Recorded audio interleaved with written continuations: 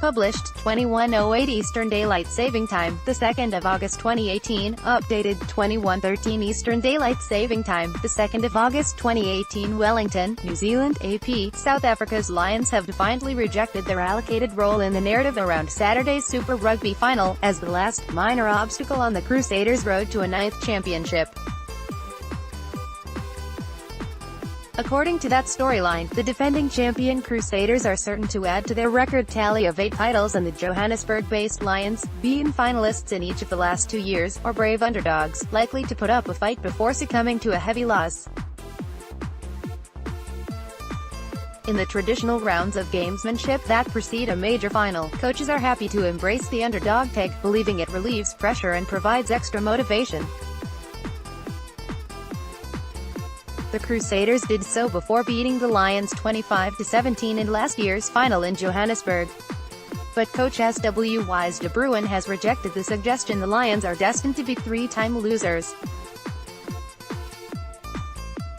While acknowledging the strength of the Crusaders, who topped the regular season table with a 14-2 record and swept through the quarter-finals and semi-finals with wins over the Sharks, 40-10, and Hurricanes, 30-12, he says the Lions are going to Christchurch to do a job. The Crusaders are unbeaten in 20 playoff matches in Christchurch.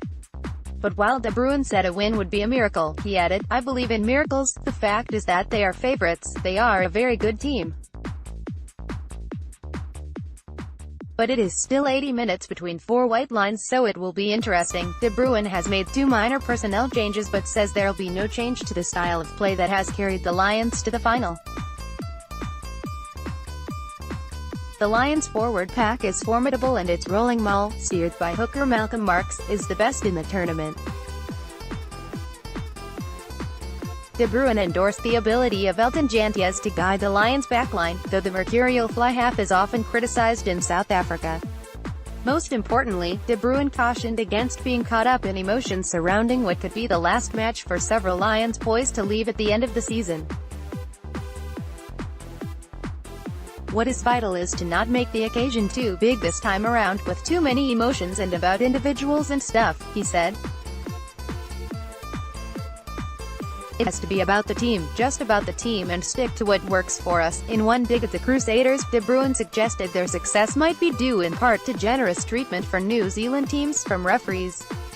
He will meet Australian referee Angus Gardner before the match to appeal for fairness. "They can't, because they are champions and people think they are good, get away with certain stuff," De Bruin told SuperSport.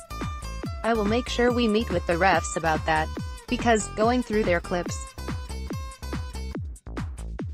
there is a lot of things they get away with more than other teams get away with." Crusaders coach Scott Robertson, who won the title last year in his first season in charge, said De Bruin's comments were, potentially, an attempt at gamesmanship. "One thing is we have great line speed," he said. Backs coach Ronan O'Gara has spent a lot of time creating a real strength for us, which is the ability to get off the line. Maybe that is why it is mentioned, a problem for the Lions as the Crusaders have no obvious weaknesses. Their pack is of such strength that Robertson was forced to leave All Blacks loose-head Wyatt Crockett out of his matchday 23, though this will be Crockett's last match and he is the Crusaders' most capped player. The Crusaders' backline is clinically efficient, guided by young fly-half Richie Mo'unga, who last week outplayed the All Blacks incumbent Bowden Barrett.